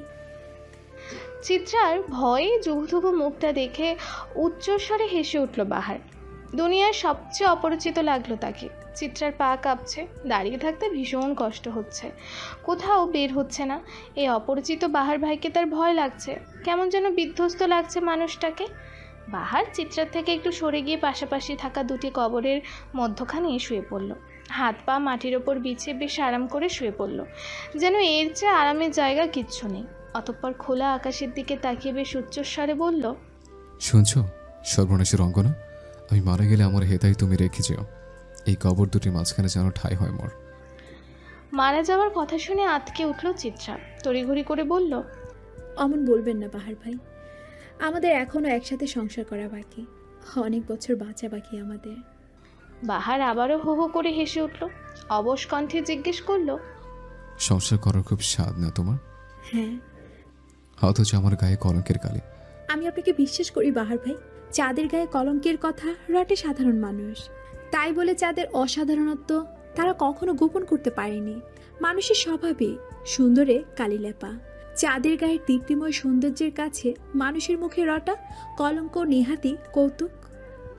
কাব্য আর বাস্তবতা যে ভিন্ন রঙ্গনা, আমাদের বোধ হয়ে জনমে আর সংসার করা হবে না। জনরঙ্গনা সে আদি থেকে আমি দেখেছি, আমার কোনো শখ পূরণ হয়নি, তাই তো তোমাকে মনে প্রাণে নিজের ভেবেও যাওয়ার সাহস করিনি। কিন্তু অপ্রাপ্তের এই জীবনে প্রাপ্তির শখ তো আমারও হয় না বলো? ভেবেছিলাম একটা চাকরি করব, একটা চাকরির অভাবে অনেক কিছু হারিয়েছে, কেবল তোমায় হারাতে চাইনি। কিন্তু আমার ভাগ্য দেখো, তোমাকে পাওয়ার আগে চারপাশ কেমন না পাওয়ার ঘোষণা। আমার কেন বারবার স্বপ্ন ভাঙতে হবে বড় রঙ্গনা? চিত্রা চুপ করে কেবল বাহারের এতদিনে লুকিয়ে রাখা অভিযোগগুলো শুনল, কোনো কথা বলল না, শব্দও করল না। বাহার আগের ন্যায় শুয়ে থেকেই বলল, তোমাকে আমার অভাগিনী মায়ের গল্প শুনে আসো। স্বামী ভক্ত একজন নারীর গল্প, যে গল্পে জুড়ে আছে ভয়াবহ বিচ্ছেদ। বোকাশোকা আম্মা আমার কখনো শোক চায়নি, কেবল চেয়ে গেছে স্বামীর মঙ্গল। আজ যদি সে নিজের জন্য কিছু করত, তবে আমাকে এখন উন্মাদ হয়ে দুটো কবরের মাঝখানে শুয়ে থাকতে হতো না। আমার মাকে যিনি বিয়ে করেন, তিনি কখনো আমার আম্মুকে তার বাড়ি নিয়ে যায়নি। আমার আম্মু সবসময় আমার নানার কাছে থাকতো। গরিব নানা ভাই, তবুও যত্নে রাখতেন তার মেয়েকে।